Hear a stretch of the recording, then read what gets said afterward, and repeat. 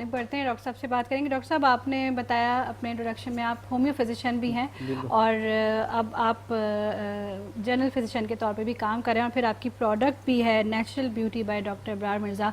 तो बड़ी कम वक्त में आपने बड़ी सारी अचीवमेंट्स हैं आपकी, इसके बारे में कुछ हमें बताइए।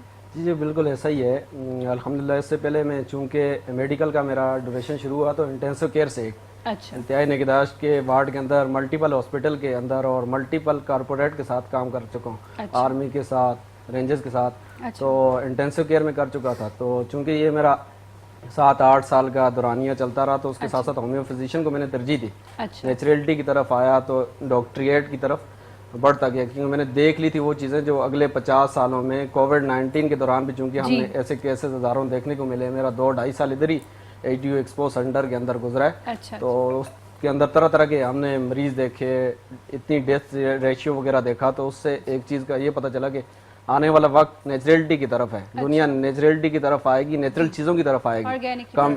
कम टू नेचर के, नेचर की तरफ आए, एक टाइम आएगा। तो ये फील्ड सेलेक्ट की मैंने और तरह तरह के केसेस भी देखने को मिल रहे थे।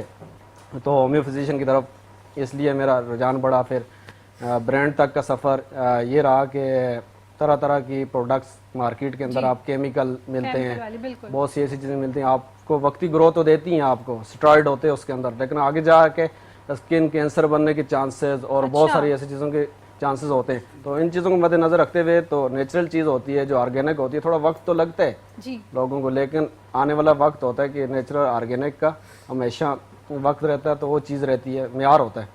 तो आपने अब ये चीज़ नोट की है कि लोग ऑर्गेनिक की तरफ बढ़ रहे हैं, आपकी प्रोडक्ट का कैसा रिस्पांस आपको मिलता है? जी अल्हम्दुलिल्लाह ऑर्गेनिक की तरफ इसलिए भी बढ़ रहे हैं क्योंकि मायूस हो गया, हज़ारों कंसल्टेंसी करा के, हज़ारों स्टेरॉइड वाली क्रीम यूज़ करने के बाद भी वहीं पे होता है रिजल्ट। कुछ अर्सा रिलीव मिलने के बाद कुछ टाइम के बाद सेम वही रिपीटली मसले प्रॉब्लम आने लगते हैं, क्योंकि वो रूट काज को देख के वर्क नहीं कर रहे होते जी। हमारा मिशन है कि रूट काज के ऊपर काम करना, ताकि जड़ से चीज़ का खात्मा करना, और ना ही दिखलावे के लिए कि सुपरफिशियली आप कोई चीज़ अप्लाई करते हैं। तो हम इसके ऊपर रूट काज पे काम करते हैं ताकि आपका इम्यून सिस्टम बेटर हो, आपको फायदा रहे। यस, इम्यून सिस्टम बेहतर हो आपका, ताकि जड़ से मर्ज का खात्मा करे। थोड़ा टाइम तो लगेगा लेकिन जड़ से खात्मा हो जाएगा, आइंदा के लिए वो डिजीज नहीं रहेगा। अच्छा, मैंने ऐसा भी सुना है कि बहुत सारे ऐसे अमराज भी हैं एलोपैथी जिसमें कोई मेडिसिन सजेस्ट नहीं करता या इलाज सजेस्ट नहीं करता, बल्कि बस आप एंटीबायोटिक्स लेते रहें तो कुछ टाइम के लिए वो चीज़ काबू में आ जाती है। मैंने ऐसा सुना है कि होम्योपैथी में उन अमराज का भी इलाज मौजूद है। क्या ऐसा सही है? जी एग्जैक्टली सही कह रही हैं आप, क्योंकि कोई बीमारियाँ ऐसी होती हैं कि छोटा में सिम्टमेटिकली ट्रीटमेंट कर रहे होते हैं। अच्छा।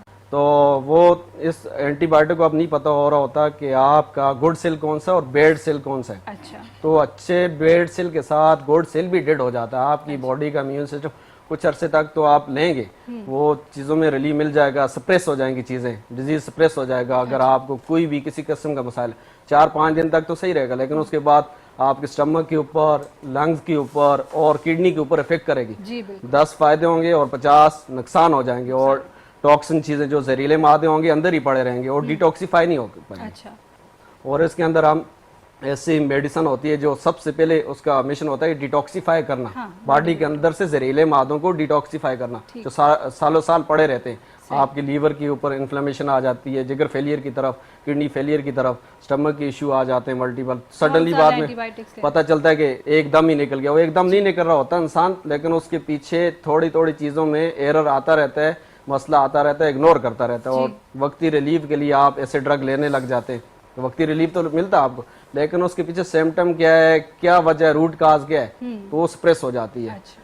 तो उस वजह से फिर ये मसले सप्रेस होने की वजह से वहीं दबे रह जाते हैं, तो वो ट्रीट नहीं होते बॉडी के अंदर। अच्छा डॉक्टर साहब, आपकी प्रोडक्ट्स के लिए अगर कोई कांटेक्ट करना चाहे तो किस तरह से हासिल करेगा, या आपसे कोई रब्ता करना चाहे? देखिए, मेरी वेबसाइट भी है naturalbeautypk.com के नाम से, और मेरा पेज भी है natural beauty by doctor Ibrar Mirza के नाम से। कॉन्टेक्ट नंबर भी शो हो रहा है मेरी स्क्रीन के ऊपर। ठीक, राइट। अच्छा, कौन सी प्रोडक्ट है जो सबसे ज्यादा डिमांड में आपकी? सारी हैं अल्हम्दुलिल्लाह। हमने हर्बल हेयर ऑयल बनाया है, हर्बल हेयर ऑयल है, शैम्पू है, जिसके अंदर 100% नेचर इंग्रेडिएंट्स हैं। मतलब इसके अंदर वो तमाम चीज़ें जड़ियों बूटियों से नेचुरल है 100%।